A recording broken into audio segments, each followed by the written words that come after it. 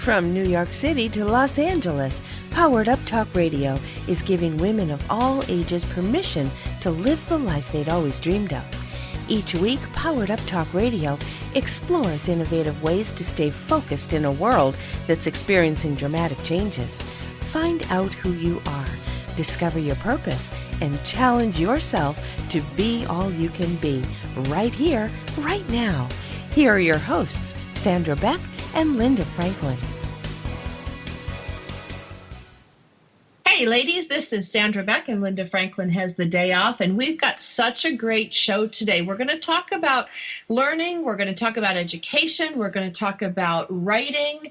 We've got so much to talk about, and our guest today is Lois Letchford. Now, Lois has a very, very interesting background, and she's multi-continental, and you guys know that I love to reach out to the entire globe to find great ideas, great strategies, so you can power up both in your personal life and your professional life. And what I like about this lady is that she shares a very common mindset with me, because when I was going to school, I struggled in a lot of areas, and my little brother struggled in a lot of areas, and now he's a NASA rocket scientist, and I'm on the radio, and I own my own technology company, and we both have done very well for ourselves. But had we listened to the conventional thinking of the day, and this is no respect to teachers and counselors and people in the education industry, but they really didn't recognize my gifts and talents, and they certainly didn't recognize my brother's gifts and talents, and those things were very hard for us. And I think, we both still carry some of those scars with us today, but we're here to give you hope. We're here to give you direction. We're here to give you so much. If you fall outside the traditional mold of education in our country today, and we're here to give you hope. If you're raising a child that is not in the same category of other kids, or you are that child that has now grown up and you never felt you quite fit in, this is the show for you today. Lois, welcome to the show. Good afternoon, Sandra. It's nearly evening here in the middle of a snowstorm, or at the end of a snowstorm. So I hope it's lovely weather where you are. It is. It's 70 and sunny, and I went for a hike with my cousin Bob this morning, who flew from Seoul to Minneapolis to Los Angeles just to make a great, beautiful day for us to spend some time together. So I really am so excited to have you, because you feel like family. Your family is associated with Rensselaer. My dad went there. You have had this extraordinary experience teaching your son. And there's so much for us to talk about today. I don't even know where to begin, but let's start with introducing you, and go ahead and give us your background. I started my career as a physical education teacher. I then went to London, met my husband, who happened to be on a scholarship and working with London, also Australian, and we both came from the same area of Brisbane, and we met on the other side of the world. We married and then had these children, and you think children are just going to follow your pattern, and you start to discover there's a whole new world. And my second son, Nicholas, struggled with reading. In fact, he failed grade 1. He came out with 10 words. He had sat in the classroom, and I think the teacher had screamed at him most of the day, and he came out with nothing. So that was the beginning of the story. And what do you do, and how do you go from there? And I was privileged because my husband is a professor, and we went to England in 1995, and I took Nicholas out of school and started to teach him at home. Initially, it was a total failure because I was relying on standardised books, and I had to throw them out and start again. And instead of seeing a failing Nicholas, I saw a child who was inquisitive and curious and who asked questions I could not answer. And that was the start of the journey. He learnt to read, and I became incredibly excited about teaching reading. Do you want me to go any further than that? I would love you to keep going, because it is such a wonderful story, and it's got a happy ending. It has. Well, we actually learnt about the history of world mapping with my son Nicholas in 1995, which is not a typical subject for a 7-year-old. And it's while we were looking at Captain Cook, the last of the great explorers, and the map that he had, we asked questions. What knowledge did Cook have when he left England? And then we started to find maps that were associated with Cook. And we asked questions, who came before Cook? And then Nicholas asked, who came before Columbus? And I did not have that answer. And so we were excited. We were in Oxford. We could find out about Ptolemy, and we came away with a Ptolemy map. And then Nicholas asked, can I see Cook's original maps? And that was the day I knew my son did not have a low IQ. We returned to Australia, and I told the diagnostician, Nicholas has asked to see Cook's original maps. And I was so excited. And she turned to me. She put her hands on her hips, and she said, well, he's the worst child I've seen in 20 years of teaching. And if you want to do something, give a child a label that they can't do anything, and you gave me an in, or she gave me an in to say, he may be what you say he is. I know he can learn. We've got to change how we teach. And that is what I did from there on in again. And it inspired me. And what I learned was we can teach these children who have been pushed to the sidelines. We just have to know more. And so that was the start of it. And we just have to adjust. You know, the idea, you know, today it seems so funny to me, Lois, that we would have one way to teach kids. You know, my dad was just talking to my Uncle Gary today. They're both 83 and 84 about when the television first came out and everybody had to sit 5 feet away from it because you'd ruin your eyes. And, you know, the television is just a toy and nobody could ever learn anything. And then my dad's like, wow, he's like, you know, my kids watch Sesame Street and PBS and, you know, they learned more in you know, just sitting and watching and playing than they did anywhere else. And, you know, there's so many preconceived ideas about what learning means and what learning looks like that it's shocking to me that they would think your son or me or my brother would somehow not be able to do anything because we couldn't pass what they thought was their standard. I totally agree with you. I totally agree with you. And to me now, it's so important that we teach children to learn to read, because my son was 7.5 when he was reading, and he has a significant language problem. There's no question about that, but he still must learn to read. And if he didn't learn to read, he could not have found his way to become a regular student in the classroom, and we would never have known what he had. Well, and I think there's lots of parents, like I remember my brother and I are close in age, and I remember my mom actually yelling at somebody. I don't know if it was a teacher or a guidance counselor or whoever it was, but she was like, my child is not dumb. You know, he may struggle in some of these. You know, she used to watch my brother, the NASA brother, take engines apart when he was in elementary school and put them back together, and everything made sense to him. Now, could he put a noun and a verb together? No. Could he spell properly? No. But I think at the core of us, we know what our children can and cannot do. And so I think as a mother, you have to listen to your gut to go, you know what? There is some issues here that we can address. And quite frankly, you know, I have 2 kids, Lois, and I'm raising, you know, one kid has some challenges on the spectrum. The other one has some challenges in the other direction. And guess what? All kids have challenges, but some are more visible and some are more easily recognized than others. Definitely. Well, my big drive from what I have learned about my son and the study I have done since, because of my son, I became a reading specialist. It's the way we approach reading as to whether we include students in the program or whether we push them on the side. And there are simple things we can do as teachers that make a significant difference. Do you want to know what I think is so important? Yes, absolutely. Right. The way our children think is in pictures. When we teach and we give our sight words, and the sight words are those little words, the in, the of, the it, the but, the have, and you know, those little words that seem to be meaningless. And we put those words out to our children, and we put them on the table and say, learn them, without any thought to what do they mean or how am I teaching them?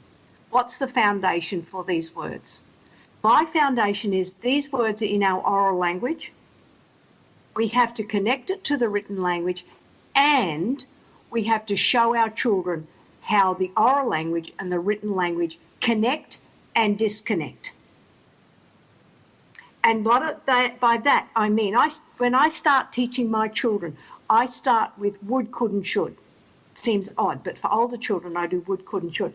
And I have a box, a shoebox, and I have on the front what could be in this box, what should be in this box, and what would I like to find in this box. Oh.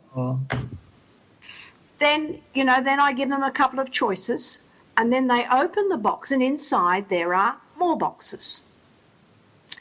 And then more boxes and a bottle of juice, and the bottle of juice is nicely wrapped in bubble wrap. And on it, again, it's what could be in it. And you look at it and you think, yes, it could be a number of things. What should be in it and what would I like to find in it. And under that note, that it says there's a letter under this note that you must read before you make a decision. And you read the note, and it's a letter from the zoo to me saying the contents of this bottle could be elephant pee. And the elephants had such a difficult time peeing into the bottle provided. You have got engagement, you've got humour, you've got the child saying, I know these words, you've got rhyming words, they're connecting, they're easy to remember. That is brilliant. I need to take us to commercial break. I'm still laughing about the elephant pee. I can't imagine any kid not loving this exercise. And you actually clarified for me, and I'm definitely well over elementary school age, on could, should, and would. I think I learned more today than, probably my years combined. We're here today with Lois Letchford. You can check her out online. Lois, L-O-I-S, Letchford, Letchford.com. She does have a book coming out in March of 2018 by Acorn Publishing, Reversed, a Memoir. You're going to want to stick around for the rest of today's show. Stay with us. We've got lots more ahead. We'll be right back.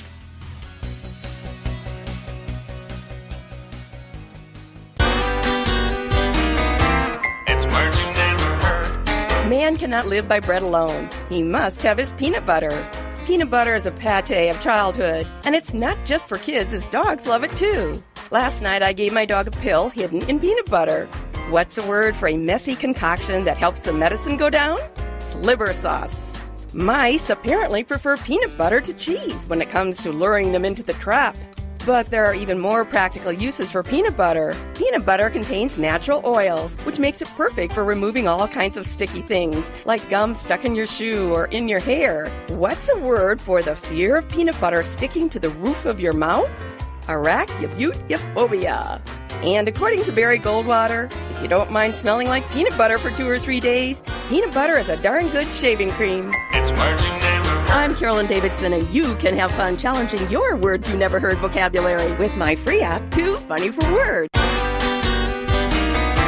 It's words you never heard. Believe it or not, there are times when even I can't think of the right word. The inability to think of a word is called lethologica. Texas Monthly Magazine recently came out with some colorful homespun sayings, old as dirt and common as cornbread in the Lone Star State. Did you hear about the Texan that could strut sitting down? But he was all hat and no cattle, which means very boastful, but with nothing about which to boast. On top of that, he don't know a widget from a wangdoodle or a diddly squat. His wife was a mighty strong woman. She'd charge hell with a bucket of ice water. She was always telling folks that he was so tight, he could squeeze a nickel till the buffalo screamed. She also said he was famous for calling the hogs all night. Or snoring. It's words you never heard. I'm Carolyn Davidson, and you can have fun challenging your words you never heard vocabulary with my new app, Too Funny for Words.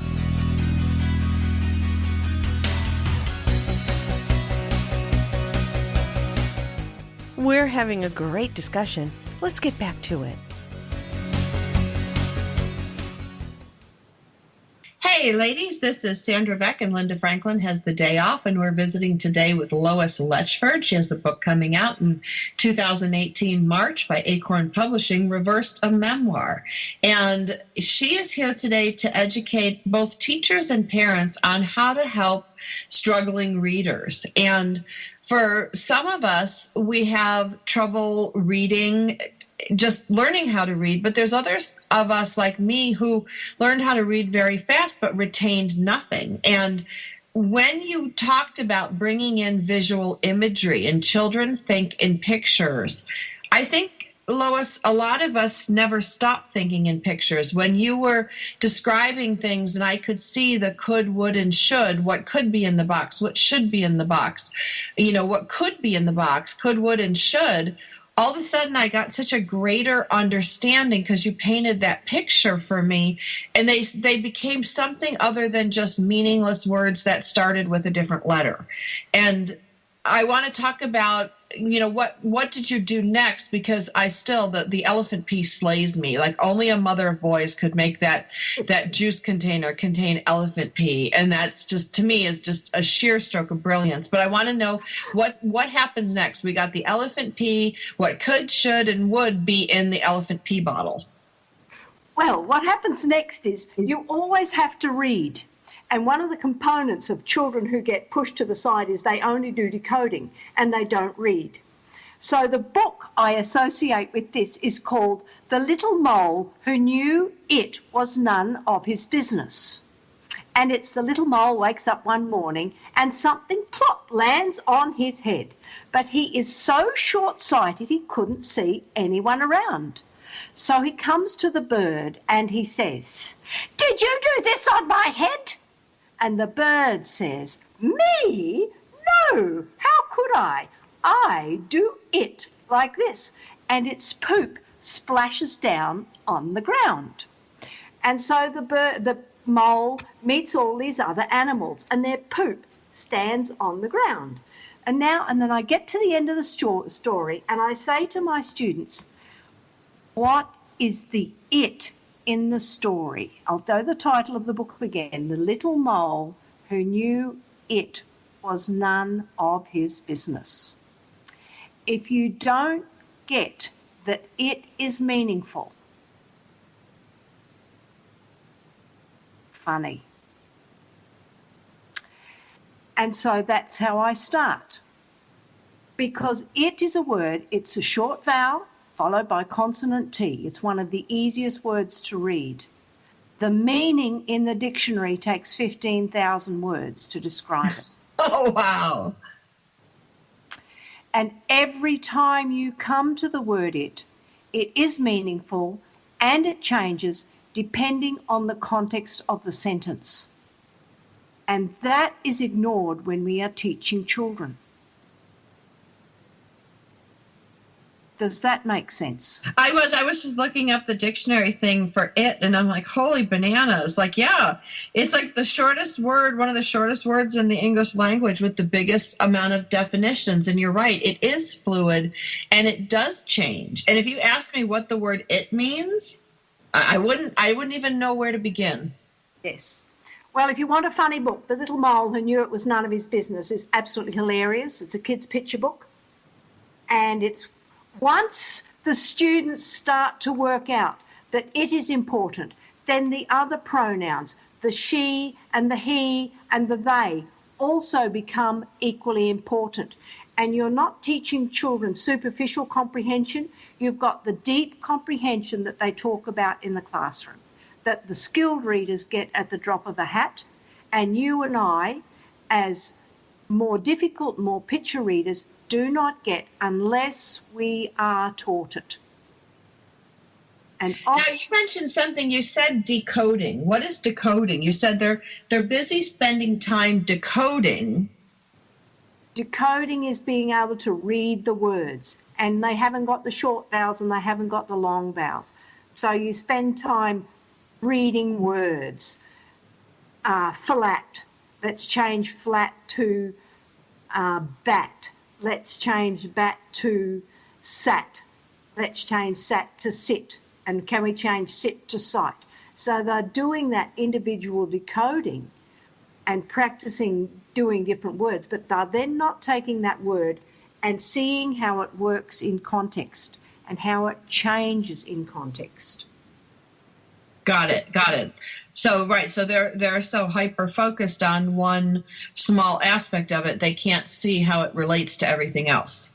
Yes, and the problem with language, written language, is that it is not static, it's not stationary, that words change from nouns to verbs to adjectives, and we don't teach our children that. No, and I think, when you look at even the teaching of language, it's so hard with some of this stuff because there's so many cultures, too, that we deal with in the United States that having certain words mean certain things is almost defeating. In my younger son's classroom, we have like 9 out of 30 different nationalities. Yes. And different. I'm sorry? And all trying to speak English at different rates. Right, at different rates, and different words mean different things to different people and different families. I know, as funny as this sounds, Lois, when my kids started elementary school, the parents were all invited to attend this seminar to learn about how to help your kids in school, like what you should do, what you shouldn't do, all these different instructions, which was really cool for me. But they were saying the word the, T-H-E, was the. And I said, well, sometimes it's the. Yes. And they're like, no, it's the. And I said, at the end of the movie, it's not the end, it's the end. And, yes. Just me being raised in New York and my kids being raised in California, there were differences of opinion, even just as simple as using the article the or the. That's a common problem. And my approach is, like you said, use more pictures, because what happens with pictures is it takes away the ambiguity. What are you talking about? If I've got a picture in front of me, you know what it is, and I know what it is. If we just use language, your picture might be different to my picture. But if we've got a picture in front of us, there you see the lights go on in the children's minds. Now I know what you're talking about. We do say the apple, and sometimes we do say the end and the end, and it's the same word, it's pronounced 2 different ways. Right, and that's hard. If you're just learning to read or you're struggling, that was very difficult for me, even as an adult learner in the classroom. Yes. And I go on, I do a lot of work, not so much with the, but with all of the other words, until the child can say, this isn't as bad as what I thought it was. I can do this. One of my students, a 15-year-old, struggled with the word what, W-H-A-T, and he kept saying, what? And I had to come up with an activity until he got the word what, because he just didn't see the word what and what as being the same.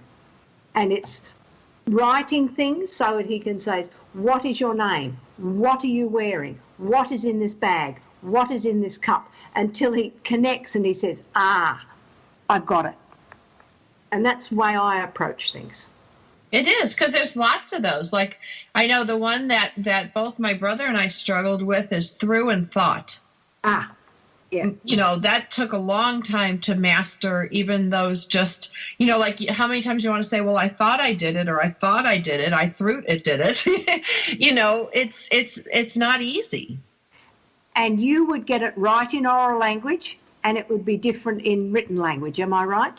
Absolutely. Like when both of us can speak a lot of things, but if I sit down to write the letters, a lot of times they end up in the wrong order. And my own kids laugh at me because when I handwrite stuff, I have to handwrite super slow. And if I'm just handwriting, like writing in my journal, Max, my older son, just looked at me. He goes, Mom, it looks like gibberish. And I said, what do you mean? He goes, the R-E-'s not at the front of the front of the word. It's at the end, and it's E-R, not R-E. And they just, I don't know why it does it, but it doesn't mean that we can't learn. It doesn't mean we can't be really good at what we do. Yes, that's exactly right. Well, I'll take you back to my son's story since you wanted to know about that. My son, we were in Australia when he was called the worst child ever. We had that 6 months in England, which blew my mind. We went back to Australia and he did learn to read. And he's doing very well because he's learning disabled and he's exceeded expectations. He's reading and writing. We moved to Lubbock, Texas, and you think, wow. We moved to Lubbock, Texas, and he went from the bottom of the school to the top for many reasons. And one of the reasons was that we were listening to books on CD. He increased the amount of time he was reading. He went to read 2 hours a night, 6 and 7 nights a week. And that was, he zoomed. He went on and he completed his undergraduate degree in engineering and mathematics. And guess where he is now? Where is he?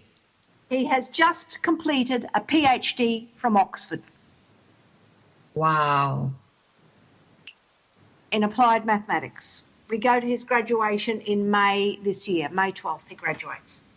That is fantastic. And it just goes to show with the right direction and the right support, the outcomes for our kids are unlimited. Exactly. Yes, that's exactly right. And I never expected him to do what he did. And every time he's gone somewhere, he's just got stronger and stronger and stronger. Well, I want to talk about that confidence building aspect when we come back from the break. We're talking today with Lois Letchford. You can find her at loisletchford.com. Her book coming out is Reversed, a memoir, and it's set for publication in March of 2018 by Acorn Publishing. So you're going to want to get a copy of this, especially if someone in your life is struggling, whether they struggle as a child or that they struggled as a child, and carry that forward with them. We'll be back after the break with Lois Letchford. That's loisletchford.com. We'll be back after these messages.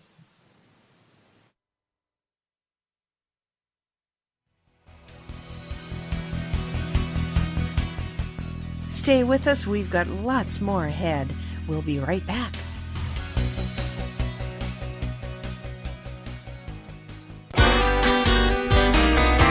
It's words you never heard. So last night, my husband was laughing as he was reading about the differences between men and women. According to the article, men get single tusks or hiccups more often than women. Everyone knows that women are better at multitasking than men. I'm good at both multitasking and procrastinating, which means right now there are 28 things that I'm putting off until later.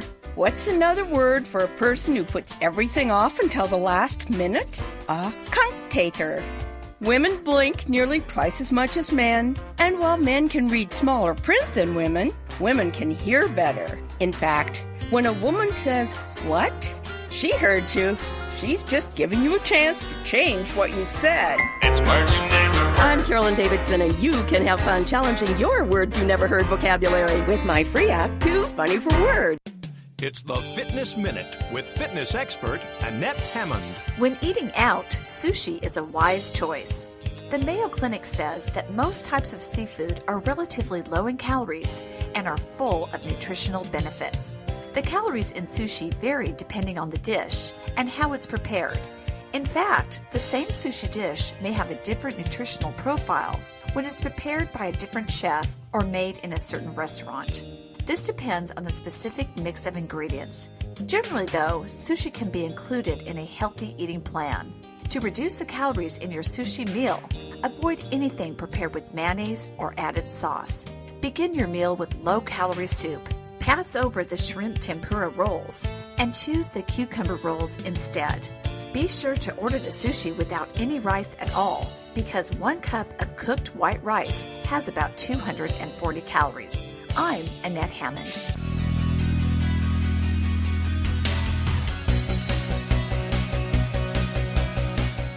We're having a great discussion. Let's get back to it.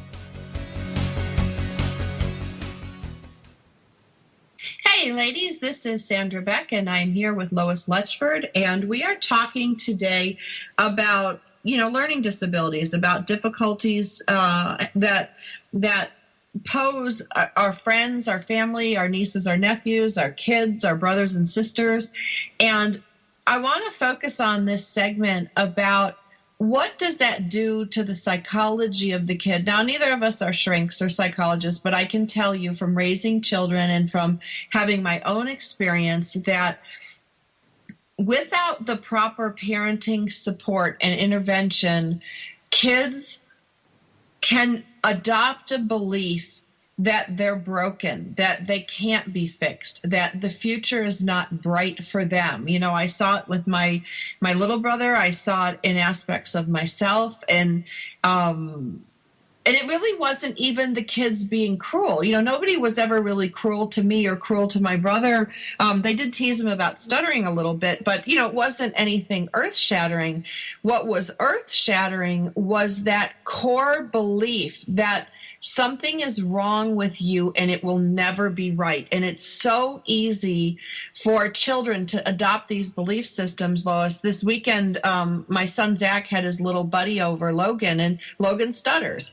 And Logan, to compensate for his stuttering, learned to look away, put his head down, and speak really quietly so nobody could hear him stutter. And we were out by the pool, and I said, hey, Logan, look at me, hold your head up, and tell me what you want to say. And it took him a little bit to say what he wanted to say. And once he got it out, I said, stuttering can be a mark of genius. And I said, my brother's a NASA rocket scientist, and he stuttered. And my dad's like, yeah, I stuttered. My father studied, and he's like, or stuttered. We're all successful today. So don't take that as a mark of being embarrassed. He's like, take it as a mark. And his little face brightened up. And I know I'm only one pebble in a big pond, but our kids need reinforcement that whatever challenges they're having, maybe they're permanent, maybe they're not. Maybe it'll hold them back, maybe they're not. If a kid has a trouble kicking a soccer ball, like on my kid's soccer team, Lois, the coach will work with them to get them to kick that soccer ball. But a kid has trouble reading or a kid has trouble in math. Yeah, there's a few exceptional teachers that'll go the extra mile. But by and large, they'll put more effort into kicking a soccer ball correctly than they will to reading or writing the alphabet. You are absolutely right. I taught my son. I am like you. I grew up reading words, not comprehending, and your core inside is, what is wrong with me? Why can't I do it? And when I was in Lubbock, Texas, our family was there, I was given a job as the district reading specialist. I took children who had failed reading programs and taught them to read. I taught children from grade 1 to grade 12. And I was successful with 99% of them. Ones I wasn't successful with were emotionally disturbed and had significant issues at that time, which stopped them from learning to read. But the other kids I all taught. And the children would come to me, their head is down, just like you said with your little friend who stuttered. Their head is down, their shoulders are sloped. Oh, do I have to do this? What are we going to do? Is it going to be more of I can't do it? And it's terrifying watching those kids come to me.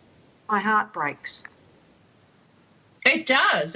Here's this beautiful little boy full of life and full of fun. And, the minute he had to say something to me, he went into the turtle. And, that's where I think adults and soccer coaches and friends of parents, friends, all of those things can do a lot to making a child feel safe in learning. Yes. Because for many of them, it's not a safe place to be. Yeah. Well, my big drive with my book and all that I do is greater teacher knowledge of the reading process. If teachers have the knowledge, more children will learn to read.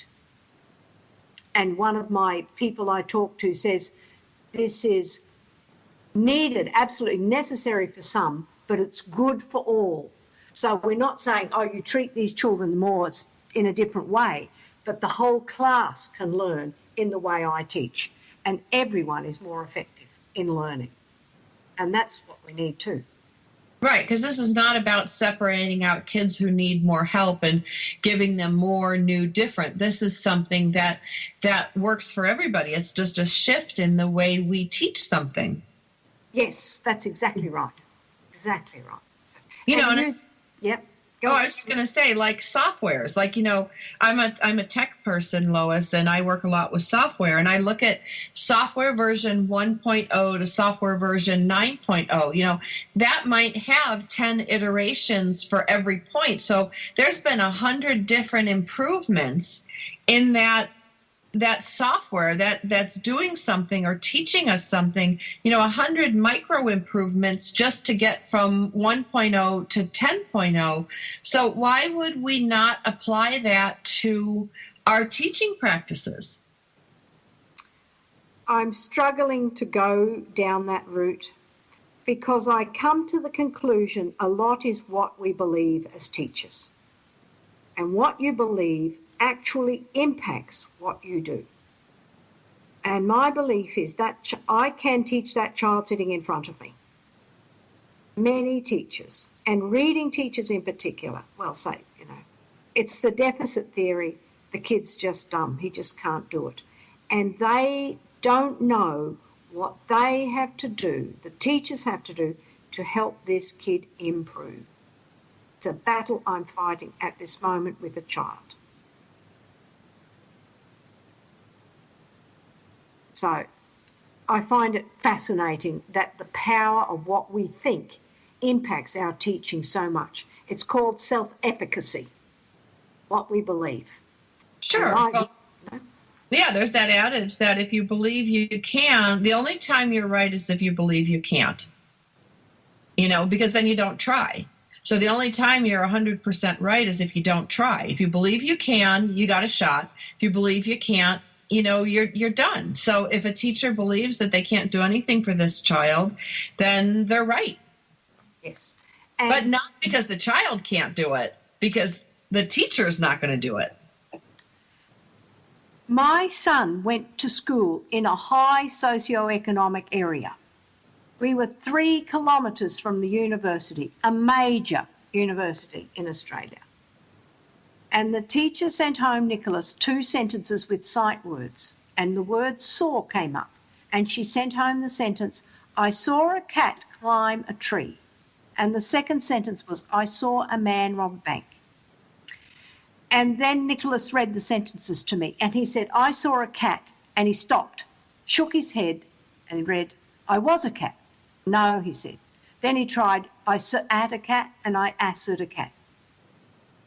And this was a major turning point in my learning about teaching reading.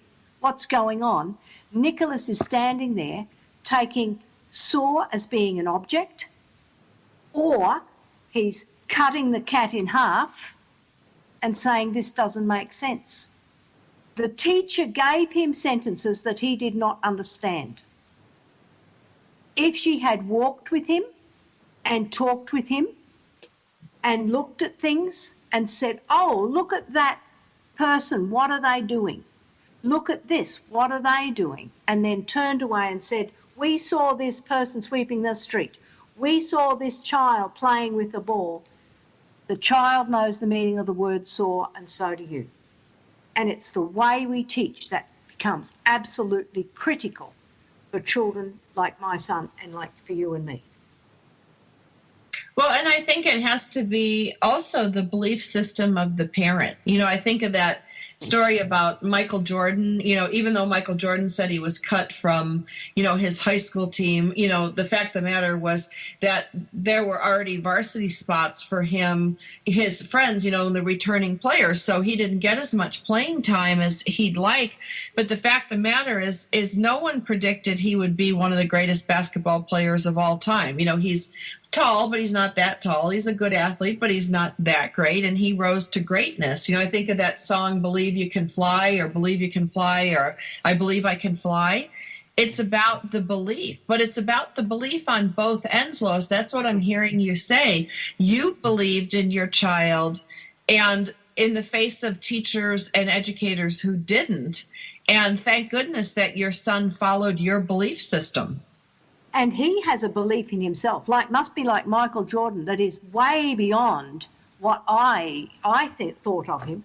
I didn't ever expect my son to get to Oxford. And if he did get there, I thought, oh, my goodness, how's he going to cope here? He's got a language problem. He did it. He got additional tutoring because in Oxford, they do an oral exam for the final exam. They write their thesis up and do this oral exam. His oral exam lasted 5 hours. So, wow. Yeah, and the work he puts in and his persistence and his perseverance astound me. So they're capable of doing anything. Don't hold them back.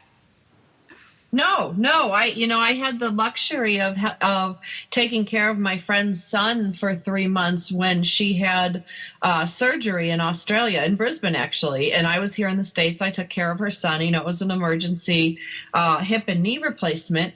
And this little boy came to me with all these reports that was something, he wasn't doing well in school. He wasn't bright. He wasn't this. And, when the kids were playing in my pool, they put buckets on their head and pretended they were submarines. They were only like in 4th grade.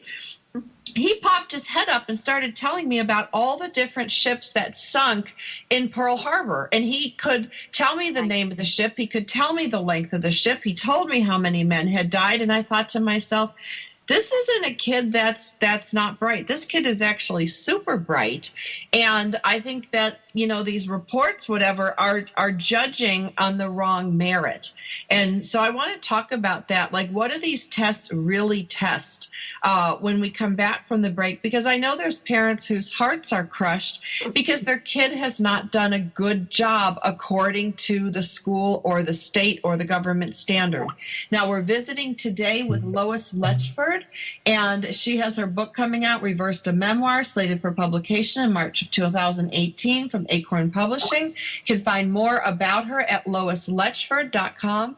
When we come back from the break, we're going to talk about what are tests really testing. We'll be back after the break and more from these messages.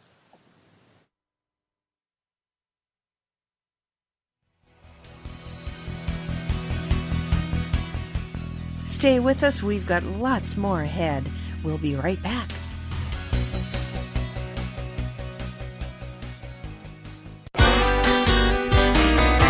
It's words you never heard. Did you know 1/3 of the population suffers from bad breath? Several years ago, a New York City doorman was actually suspended from work because people were complaining about his bad breath. Other words for foul-smelling breath are halitosis and ozostomia.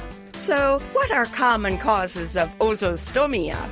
Coffee is a problem because it's very acidic, and bacteria reproduce faster in an acid environment. Candy and gum contain sugar, which is also a problem because sugar feeds the bacteria that cause bad breath. Alcohol is another culprit.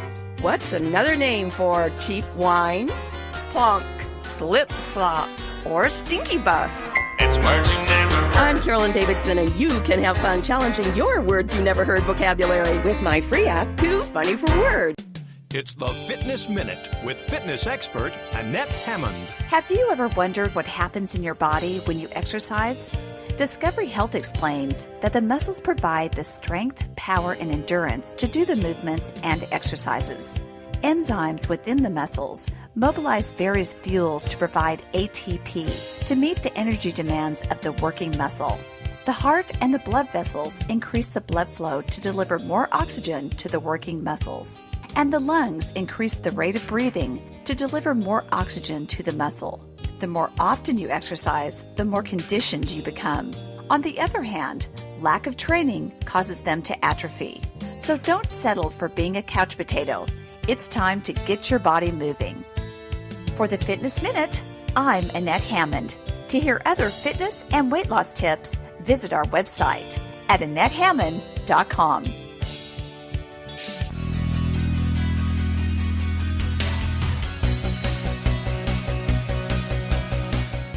We're having a great discussion. Let's get back to it.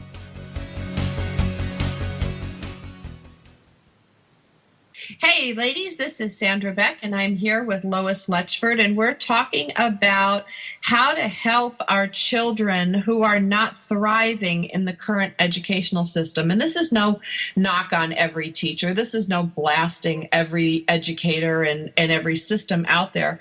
We're just talking about experiences that we had that didn't work for us. And here's some workarounds for those of you who need it. And Lois, recently I interviewed for a company to do some consulting work, and they gave me this job match test to take. I had to go online and take this test. It took about an hour.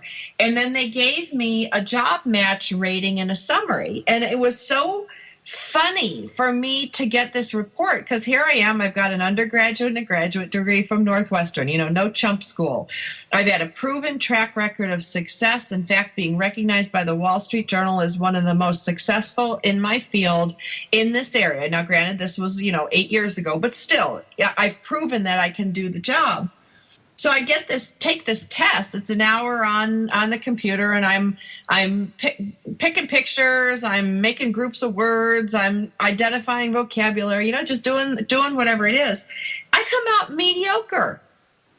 I come out I don't even know why someone would hire me based on this report.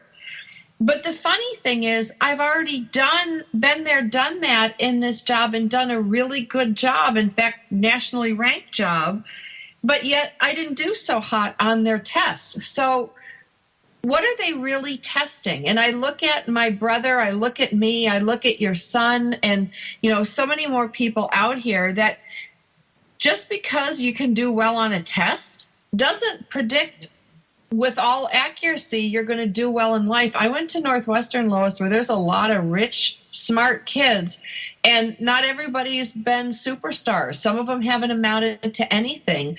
These predictors of future performance are, to me, they're not worth the paper they're written on. I read my own summary of me. I don't think I would hire me based on this report. And how sad is that?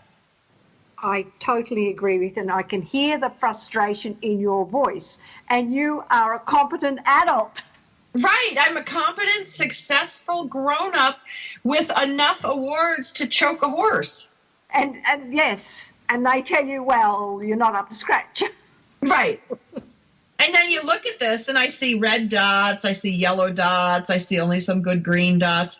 And I'm not even on the high end of mediocre, Lois. I'm on the low end. We are people. We are made up of a whole range of things. What do we want? And it's our thinking skills that may not be measured in the way that they are. I don't know why we do this to people. I don't know. And yet, you're bringing it back. This is what happened to my child when he was 6.5 years old. 6 years and 4 months, in fact. And he just refused to cooperate with the school counsellor doing the test. And she did not recognise that. He refused to work with her, and that's why he got such low scores. And I met another lady. She's a Princeton. She's a professor at Princeton. And she came up to RP High to give a lecture.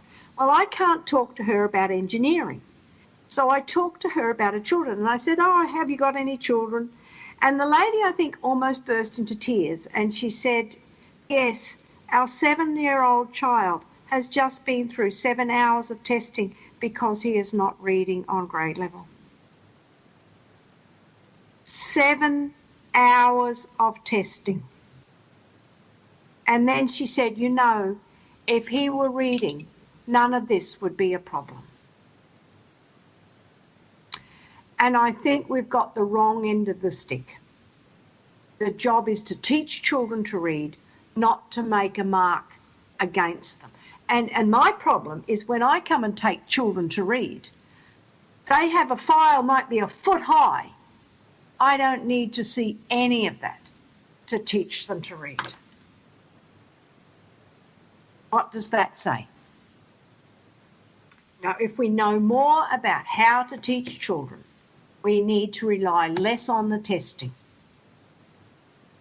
because it's not giving us the answers we need. And I remembered I was reading and listening to a man called Stuart Shanker from the Merit Centre in Canada.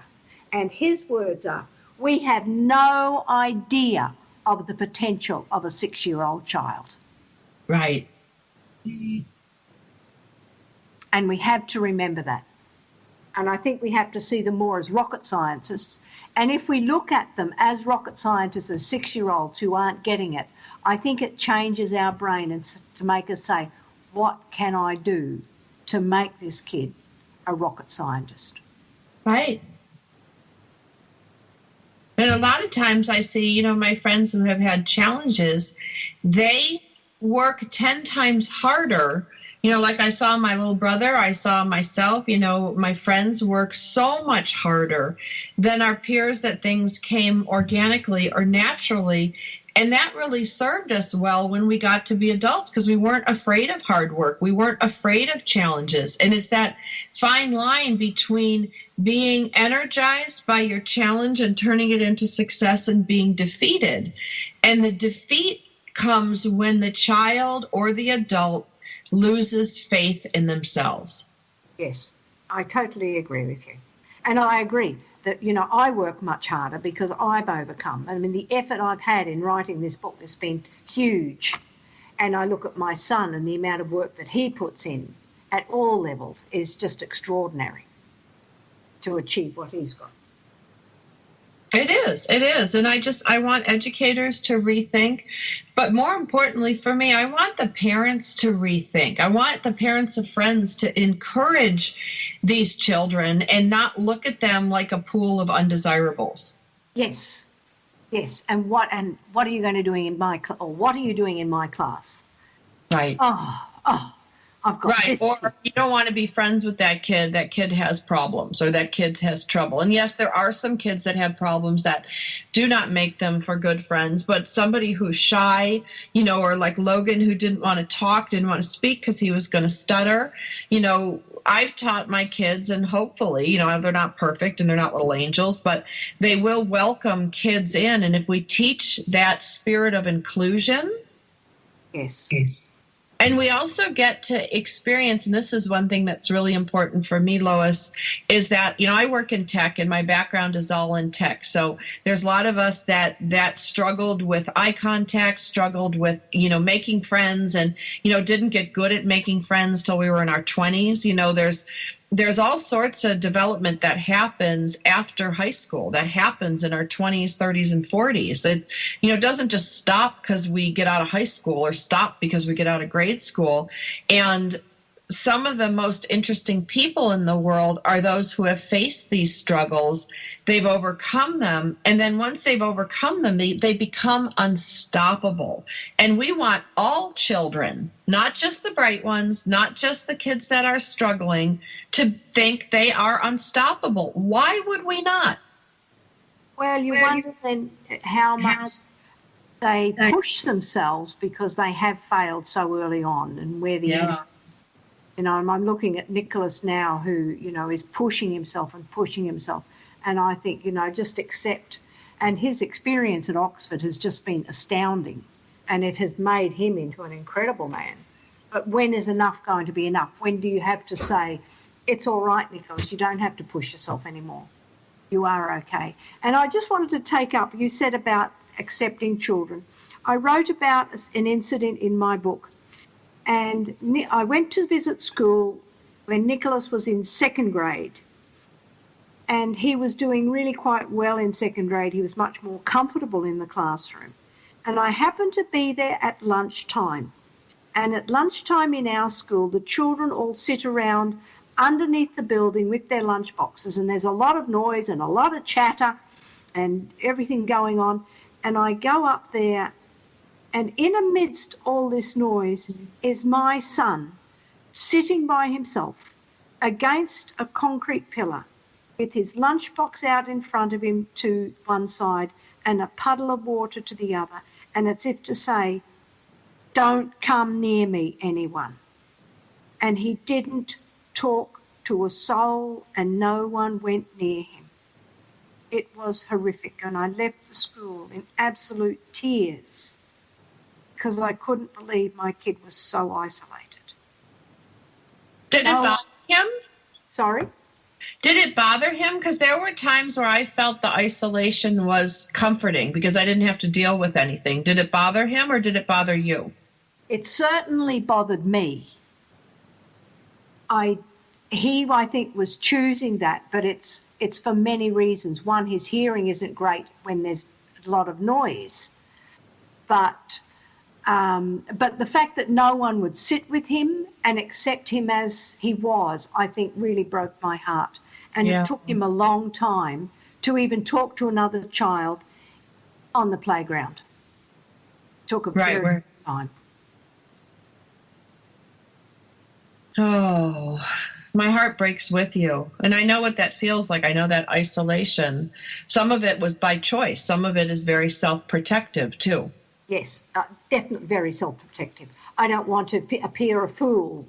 And when he did find a little friend, it was, they were very quiet together and they had great fun together, but it was only in the classroom. It didn't go outside of the classroom. Interesting. Yeah, it took a long time. Yeah. And I breathe a sigh of relief, and in my book, I go through these emotions because that first year in school was absolutely horrendous. He couldn't even dress himself. And dressing himself involved putting on a pair of underpants, a pair of shorts, a T-shirt and a pair of socks. And he would just stand in front of the mirror like a deer in the headlights, totally frozen. So, Sandra, back to you. Yeah, well, but you know what? The whole point of this is look at where he is now. The little boy frozen in the mirror is now in Oxford PhD. Yes. There is no better track record for that. And, Lois, you put a lot of time and effort and energy into him. He did his part, and you had miraculous results. But I don't think they're all that miraculous. If other parents would follow in your footsteps and challenge the status quo that my kid is dumb or my kid can't or my kid has problems, so that our next generation can all grow up being the very best that they can be.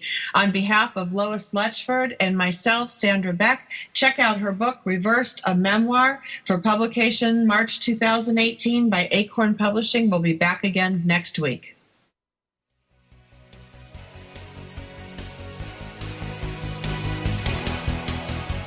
Thank you for being with us on Powered Up Talk Radio. We hope you'll join us again.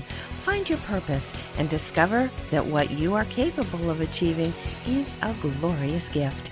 Powered Up Talk Radio is a production of Beck Multimedia.